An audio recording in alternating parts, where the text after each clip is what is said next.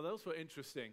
I do think they were a little bit of a spiritual bias here because you know you're at church and you know what you're supposed to say. But I think if we're honest, there's a lot of other things that we identify success with.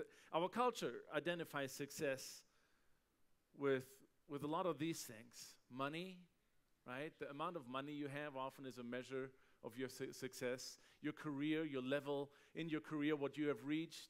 Sometimes the level of authority that you have over other people. And then things that we accumulate are often in the culture that we live in, a measure of our success. Status symbols, what kind of car you drive, what kind of house you live in, what kind of vacation you go on, kind of things you have accomplished. For athletes, success is measured by victories and championships, right, Luther? Oftentimes by the rings they wear. And then for some of us, those things are just a little too lofty. Maybe for some of us, success is having a job or keeping a job or saving a marriage or finishing school. Here's what Webster has to say about success. This is their definition of success. It said, the favorable or prosperous termination of attempts or endeavors. So let me translate that into English we understand. That means that you have a positive outcome of something that you have tried to do, that you accomplished a goal. And then the second definition is the attainment of wealth, position, and honor. But I would like to go back to one of the ones that we saw up on the screen, that success really is fulfilling your purpose. Is finding and fulfilling your purpose is success. One thing I'm pretty sure of when it comes to success and being successful is that all of us want to be successful. Don't we? Say anybody here who doesn't want to be successful? See, it's something we all share. There is somehow in all of us the desire to be good at something, to be excellent at something, to accomplish something, to be important, to matter, to make a difference. And since we all share that, I'm pretty sure that that's something that's just rooted deep inside of all of us, that it's part of how we were created. And I think it shows itself just in the culture around us. I mean, how many TV ads are we bombarded with in terms of get-rich-quick schemes, things that want to give us the illusion of success? Here, you do this and you'll be successful really quickly. And apparently, there's a market for that. Apparently, we buy into that, don't we? Whether we're in business, in education, even in ministry, or in athletics, whether you're a stay-at-home mom, we want to be successful. We want to be good at what we do. Do you know what? I don't think there's anything inherently wrong with that. I think there's very good things about wanting to be successful. It shows that we have a desire for excellence, a desire to be excellent, a desire to be the best that we can be, to really live up to the potential that we've been created with. I think we want to make contributions and we want to make a positive difference in the life that we've been given. And I think that is all good. However, I think there is a tipping point when it comes to the pursuit of success, the tipping point when it goes from good and pure and good motivations to becoming very negative and destructive. And I think that tipping point comes when our pursuit of success becomes self-centered and self-serving. Anyone who watched The Apprentice ever? You have? Okay, you're fired. No. It's unbelievable to me. It's kind of entertaining, but it becomes hard to watch. I think because you have these very driven people who are there because they're driven to success, and it's all about them. And it's really success at all costs. I mean, they stab each other in the back. Have you seen this? The manipulation and lying and deceit and slander that goes on in that show? It is unbelievable. It is success at all costs. And that happens when success becomes so important that our identity, our value is determined by it in our own eyes. When our identity depends on our level of success. And then we will move to success at all costs. And when we pursue success at all costs, ends justify the means, don't they? Anybody been there? I tell you, when I played competitive soccer, I can't tell you how often the ends justified the means. You've watched soccer, you're Americans, you know we dive and we pretend, right? And we roll on the floor as if we've just been killed. And why do we do that? Because it gives us an advantage. A dive in the box gives you a penalty, maybe a card against the opponent. And I just got to confess, in those days when Jesus wasn't my priority, I wanted to win. I wanted to be successful. And you do what you need to do when it becomes that important. For me, another area was schooling. Schooling wasn't all that important, but it was, for me, success was passing. And so again, the ends justified the means. I did whatever I needed to do to be as lazy as I could and still be successful in passing. And that meant becoming very creative and cheating. I developed lots of things that I should have patented. No, I shouldn't have. But anybody's been there on those levels? Maybe on more important levels, career, marriage, other things, where we do what we need to do to be successful. That when it becomes very dangerous. And it comes at a great cost. Success at all cost comes at a great cost. It will come at the expense of family. Times it will come at the expense of our own life, our own health at times. It often comes at the expense of our relationship with God because other things take priority over it. It often, almost inevitably, comes at the expense of our own integrity. Success can come at great cost. And the question is, in that case, is it really success? So what I want to do this morning, I want to have a look at the person that I consider the most successful person that's ever walked this planet. And at first glance, he didn't look very successful. Now we're at church. Who do you think I'm talking about? No, not Bill Gates. No, not Tom Brady. Not even Steve Jobs. Talking about Jesus. And again, if you look at his life at first, if you take a glance at who he was and just his life from birth to death, you wouldn't come up with, man, that's the most successful man I've ever seen. He was born to a woman who wasn't married, or at least the man, by the time she gave birth, who she was married to wasn't the father. Very suspicious circumstances, especially at that time in that culture. Very odd. Wasn't born in a nice room, was born in a stable, in a feeding trough. Right after he was born, his family had to take him, and they were fugitives in Egypt because of danger in his own land. He lived as a fugitive, refugee, the first few years of his life. And then grew up in a household that was probably lower middle class income, carpenter's son. And then he became, even in his culture, would probably have been considered a little bit of a religious nerd and fanatic. At 12 years old, he could out-argue the religious teachers of the time. I don't know how popular he was with the kids of his age. And then he really became a religious fanatic at that time. Completely different than the establishment. And in adulthood, then he started becoming a teacher, a rabbi. And he gathered a few followers. He had 12 close followers. One of them deserted him later, so really 11 loyal followers.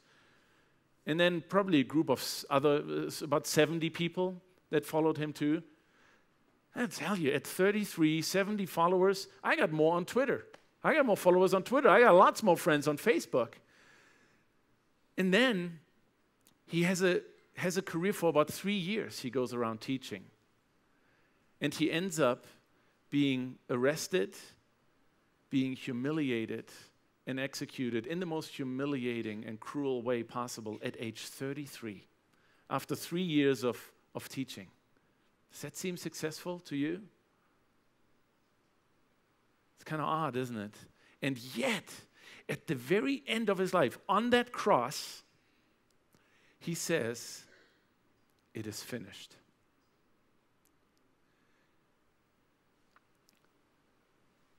At At the end of a life that was tragically and unfairly, unjustly cut so short, seemingly, he said, it is finished, saying, not just my life is at an end, but he says, I have finished what I came here to do. He said, I have accomplished the mission. This is what I came for. Remember, success is fulfilling your purpose. And Jesus said at the end of his life, it's finished. I've done it. It's all done. And 2,000 years later, on this day, today, October 3rd, 2010, there is probably hundreds of millions of people all over this globe sitting in chairs and in pews just like you this morning because of him. I'm telling you, nobody that's ever walked this planet has changed history and has changed lives more than Jesus of Nazareth. And he's done that for 2,000 years since his death. Now, if that's not success, then I don't know. And so I want to look at his secrets of success this morning. There's lots of passages that we could go to, but I want to take you to Matthew chapter 16, verses 21 through 26, maybe 27, and look at what was Jesus' secret to success. What was his mode of operation? So this is verse 21 in chapter 16 of Matthew. From that time on, Jesus began to explain to his disciples that he must go to Jerusalem and suffer many things at the hands of the elders, chief priests, and teachers of the law, and that he must be killed on the third day be raised to life. Peter took him aside and began to rebuke him. Peter rebuking Jesus, the Son of God. Never, Lord, he said, this shall never happen to you. I think he kind of missed the part about being risen again. But anyway, this shall never happen to you. And then verse 23, Jesus turned and said to Peter, get behind me, Satan. That's rather harsh. You're a stumbling block to me. You do not have in mind the things of God, but the things of men. Then Jesus said to his disciples, so to all of them, if anyone would come after me, he must deny himself and take up his cross and follow me. For whoever wants to save his life for me will find it. What good will it be for a man if he gains the whole world, yet forfeits his soul? Or what can a man give in exchange for his soul? I want to continue, verse 27. For the Son of Man is going to come in his Father's glory with his angels, and then he will reward each person according to what he has done. So Jesus starts giving the disciples a glimpse here of what's ahead for him. See, at this point in their time together, the disciples are still thinking of Jesus as a political revolutionary. Yeah, he's a spiritual teacher, but they are expecting Jesus at this point still to challenge and to overthrow the Roman occupation and to set up a kingdom. They're still thinking Jesus is going to be king over Israel, and we're his buddies. So we're going to be his sidekicks. We're going to be way up in this hierarchy, and we're going to be successful. That's their plan. That's their idea of a successful campaign with Jesus. It will end in a hierarchical structure and in reigning over Israel with Jesus as the leader. And for the first time, here Jesus gives them a glimpse in his purpose, in his idea of success. And basically, he's going to tell them, the guys that are challenging me, that are challenging us, they're actually going to win. I'm going to be defeated. I'm going to be arrested. I'm going to be killed. I will rise again. And Peter wants nothing of that. He says, no, this can never happen. Don't do it. And Jesus puts him straight, sets him straight, and says, you know what, Peter? The problem here is you have your priorities wrong. You have the wrong perspective here. Your idea of success has to do with your status in this life. But I'm here for a much, much bigger purpose. And then he challenges him. He says, Peter, you have in mind the things of man. I have in mind the things of God. And they're at odds with each other. They're at odds with each other. They're not integrated. Really, what he's saying here is the things of God, God's plan of success won't look so successful from a man's point of view. The things of God don't often look successful in the context of the culture and of the world that we live in. And His will for you, His purpose for your life might not be what you have in mind as success, might not be what your family members, what your friends have in mind when they think of success. See, one of the issues I think that we have with success, with our perspective of success, that really, if we really narrow it down, our success is always measured in comparison to other people's. Isn't it? It's always in comparison to someone else. That really means that our sense of success is based on envy, isn't it? But Philippians 2, I want to take you there. I don't think we have it on the screen. I added that later on, but I want to read it for you. Philippians 2 gives us another insight into Jesus' idea of success. This is what he said, or what Paul says about him in Philippians chapter 2, verses 6 through 8. It says, Jesus, who being in very nature God, did not consider equality with God something to be grasped, but made himself nothing, taking the very nature of a servant, being made in human likeness. And being found in appearance as a man, he humbled himself and became obedient to death, even death on a cross. See, when we pursue success in comparison to others, Jesus, in very nature God, did not consider equality with God something to be grasped. Now, that's, to me, with my human mindset, is impossible to grasp. That he, who was equally God, did not consider that something to hold on to, but made himself nothing.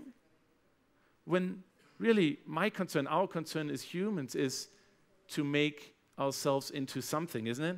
Didn't your grandpa always tell you, make something of yourself? You know what Jesus did? He intentionally made himself nothing. Taking the nature of a servant, he became, elsewhere he says, he did not come to be served, but to serve. What's the measure of our success? How many people serve us? What is God's measure of success? How many people do you serve? And being found in appearance like a man, he humbled himself and became obedient to death, even death on a cross. See, God's definition of success is our level of obedience to God's will for our life, because His will for our life is His purpose for our life, and success is finding and fulfilling your purpose. Why was Jesus able to do this? Why was He able to not consider equality with God something to be grasped, to humble Himself, to make Himself nothing, to serve? You know why? Out of love for you, out of love for me. True success in God's eyes will always be driven by love. Always be driven by love. Let's get back to our Matthew passage. Jesus continues here to expound on this for the disciples. Again, their mindset is reigning, power, authority. And I want to read again verses 24 to 26. Jesus said to his disciples, if anyone would come after me, he must deny himself and take up his cross and follow me. For whoever wants to save his life will lose it, but whoever loses his life for me will find it. What good will it be for a man if he gains the whole world, yet forfeits his soul?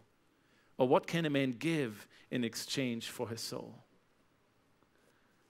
See, what is the big difference here between our mindset and God's mindset? If we look in this passage, God's mindset of success is deny yourself, like Jesus is described in Philippians. Deny yourself. Our mindset is promote ourselves. God's mindset is follow me. Our mindset is, hey, you follow me. God's mindset is lose your life. Our mindset is improve our life. God's mindset is gain your soul. Our mindset often is gain the whole world. Our mind is on the here and now. It's on our security, often our finances, our career. God's mind is on things beyond this life. Our mind is oftentimes on the enjoying the rewards of success here, when God's mind, and it's clearly in verse 27, clearly described, his mind is on the rewards that we will get from him eternally. See, God's mind is on eternity. Our mind is on this life. And I don't think there's anything inherently wrong with our mindset being in this life. Actually, God tells us to be in this world. The problem is if our mindset that is so here focused is separated and independent of God's eternal mindset. Somehow we have got to bring those two together and figure out, how does God's eternal mindset apply itself in my life here? See, that is success in God's eyes. Problem is that our worldly success and the rewards become so important that we lose sight of God's perspective. And to that he says in verse 26, what good is it going to be for a man? How good is it going to be for you if you gain everything this world has to offer and you forfeit your soul? He says, what can a man give in exchange for his soul? What is it worth it to you? See, I don't think God minds you being successful. I don't think God minds us striving for excellence and wanting to be the best that we can be. But he minds if it comes at the expense of finding our purpose in him primarily. He minds if it comes at the expense of our relationship with him, which is what we were created for. That's your primary purpose. His plan is that you find peace and that you find security, but that you find that in him and not in your retirement plan. That is success in God's eyes. And that is why Jesus came. That's why God's plan for all of history centers around Jesus. And Jesus' purpose of bringing reconciliation between you and God. That's why Jesus left heaven. That's why he didn't consider equality with God something to be grasped. Because he knew it was necessary for you and me to fulfill our God-given purpose of being in a relationship with the Father. Knowing that, and out of love for you and me, he did what he did. That's why he went on that cross, so that you and I can have forgiveness of sins, so that he absorbed the wrath and punishment that God had towards you and my sin, so that we can stand before him holy and pure and blameless and loved as his children.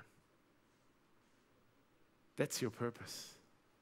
That's success. Success in God's eyes is when you realize just how much he loves you, how much you matter to him, and what an awesome, important, meaningful plan he has for your life. That is success to God. I want to take you to two passages that make that very clear. One is Acts 17, verses 26 to 27.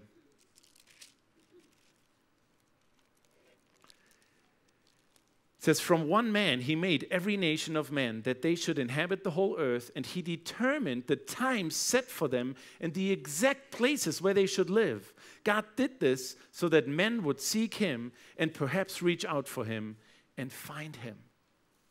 And the second passage is Ephesians chapter 2, verse 10. It says, for we are God's workmanship, created in Christ Jesus, to do good works, which God prepared in advance for us to do. You know what those two verses tell me? They tell me that wherever you find yourself in life right now, whether that seems successful to you or the people around you or not, wherever you find yourself right now, the place you work, the place you live, it's because God has put you there. Acts 17 is really clear. He says he has planned for you to be where you are right now. Why? Because he has a plan for you there so that you and others would know him. That's why he has you where he has you. And then Ephesians tells us he has clear things planned for you to do. He has a specific plan for your life and for your life and for yours and for mine. He has prepared things for us to do, to be on a mission for him. But we can't know that and identify that and be in line with that unless we are in relationship with him. That's your purpose. That's success in God's book. Success to him is not measured by how much you have. It's measured by what do you do out of love and obedience to him with what you have. Success in his book is not what kind of neighborhood you live in. Success in his book is what are you doing in that neighborhood and for that neighborhood out of love and obedience to him. Success in his book is not what kind of career you have. Success in his book is what are you doing with the career he's given you? How are you affecting the people you work with?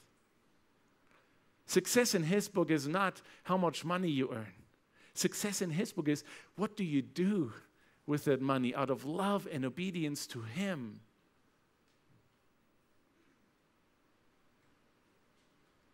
True success in God's book comes when we give up what we've been given. That's what Jesus says here. Whoever loses his life will gain it. Success in God's book for your life is when you and I are willing to say, okay, God, here's my life. Here's my talents. Here's my resources. I want to submit them to you. You tell me what you have for me right where I am and with what you have provided for me. That is success in God's eyes for you and for me. But as long as our lives center around securing and accumulating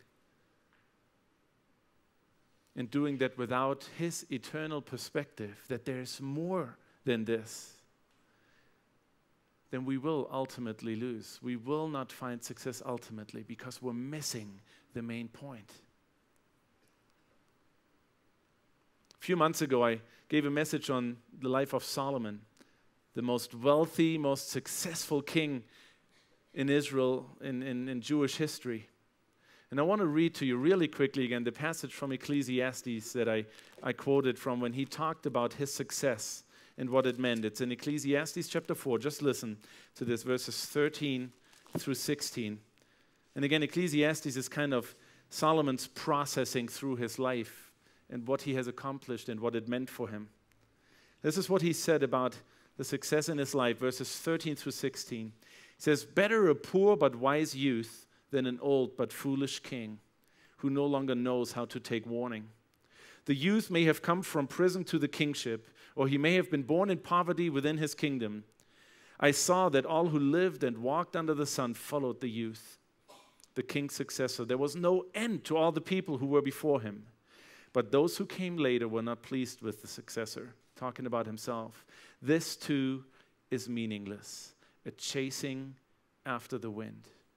What he's describing here is he's describing his ascent from a wise young man to a foolish old king. He's describing all the people under his authority and how he was risen from poverty into great, great wealth. But the people that looked at his life after the fact said, it wasn't worth it. And he himself said it was meaningless, a chasing after the wind. A lot of energy poured into the pursuit of success. And at the end, he came to the conclusion it was meaningless. And you know why? He came to the conclusion because the pursuit of the success had taken priority over his relationship with God. That's why he says in the very beginning, he wasn't able to take warning anymore. What he meant is, I stopped listening to God. In my pursuit of all these things, I stopped listening to God. And I asked myself, what if we all took that kind of energy that we expound in the creativity into being successful?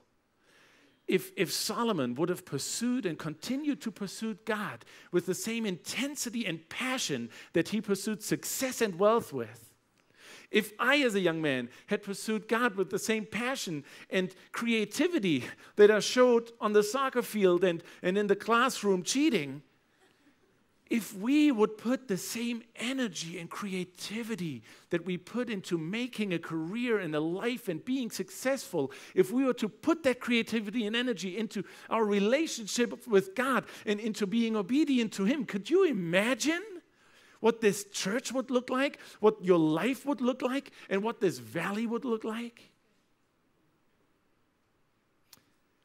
I want to invite you to watch a video here real quick with me of a man's quest for success and where it took him.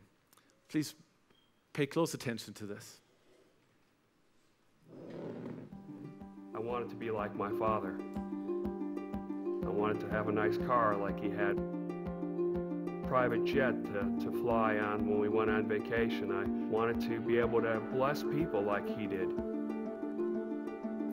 I wanted to be respected like he was.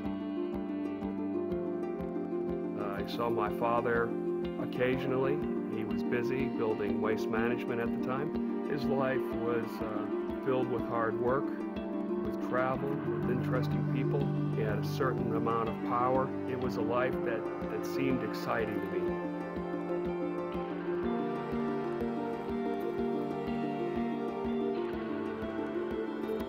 I made an incredible amount of money working with Wayne Sr. there. I began to have wealth to fly, to have a nice sport fishing yacht, to live in a big home, to have an incredible amount of disposable income. We owned 3 sports teams. We drank in excess, went to the kind of clubs that you didn't tell your mother that you went to. I commanded an audience. I said whatever came to my mind, whether it was to you or to your wife. Self-focused. Do what I want, and I'm going to please me, no matter what that means. That was my life. An incredible banquet of all the things that the world had to offer, but just never getting full, never being satisfied, never being able to push away and say, okay, that's enough. Suddenly I was lost. Happy, but unfulfilled. Something was missing.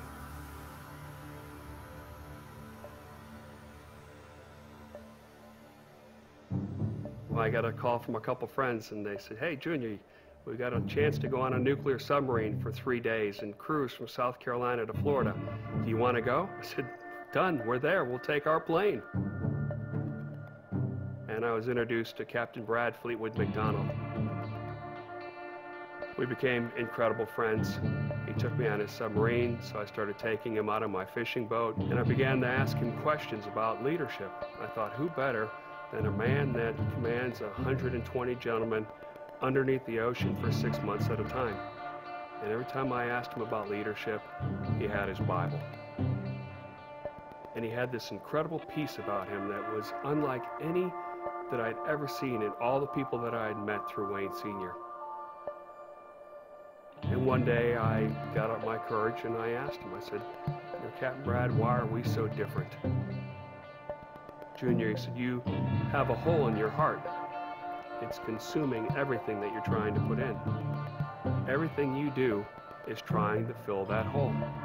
And the only way you're going to fill that hole is with the relationship with God. I thought, could that be it? Could it be that easy? All these things that I've been chasing, all these places that I'm going, a relationship with God. Well, I went home and I tried to find a church.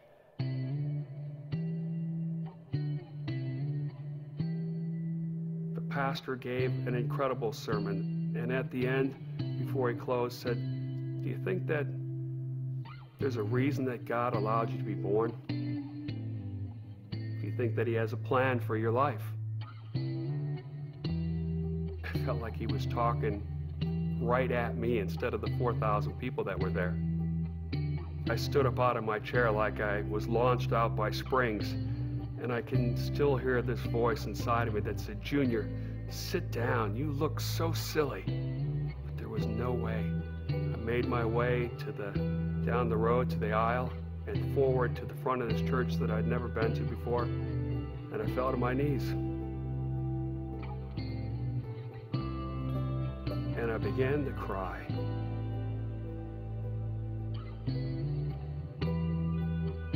And I cried, and I listened to that pastor, and he said, repeat the simple words and ask Jesus into your heart. And I did. I told Jesus that I was sorry, that I loved him, and that I wanted to know what this plan for my life was. I wanted to be in this personal relationship with him if he wanted to be in it with me. It's power. Not Junior's power, but God's power, the Holy Spirit's power. The power to change.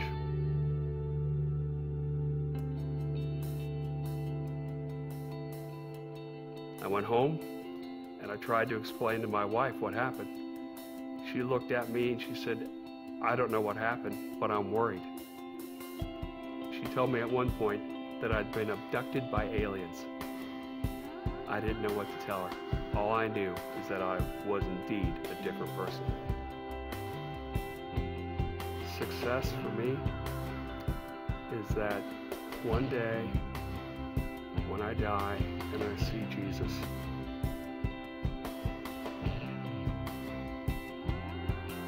that he'll look at me and say, well done, my good and faithful son. I've been given such a gift based on the life that I lived, a second chance, a chance to follow Jesus, to go to heaven, to live an eternal life. And I know for certainty that I'm going to live in heaven. My father is the kind of individual that keeps his feelings very close, but I wasn't sure that he had a personal relationship with Jesus Christ. And I got up the courage finally to lean over to my father and to ask him, hey Dad, have you ever prayed a prayer like that and asked Jesus into your heart? He said, yeah, I have.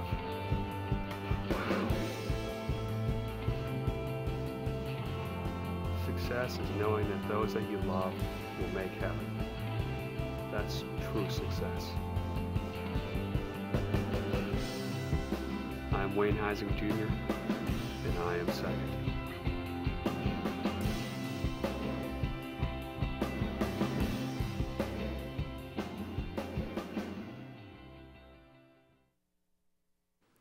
He says he's second. You know why? Because Jesus has become number one in his life. And I want to ask you this morning, do you think there's a reason why you were born? Do you think there's a reason why you are here this morning? You know, we started out by asking who wants it all. And I'm just telling you, the only way to have it all is to have Jesus, because he wants you to have life to the fullest.